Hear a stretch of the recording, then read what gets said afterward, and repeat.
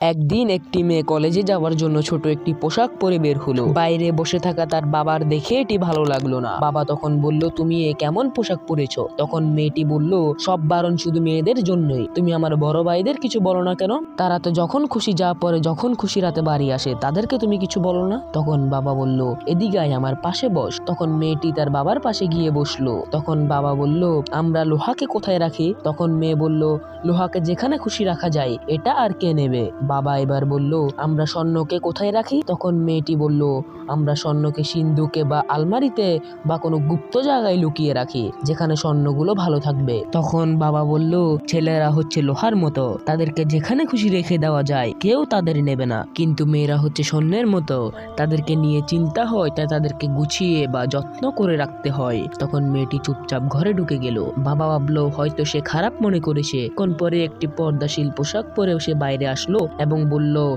বাবা আমাকে এখন কেমন লাগছে? বাবা বলল, তোকে এখন পরীর মতো লাগছে।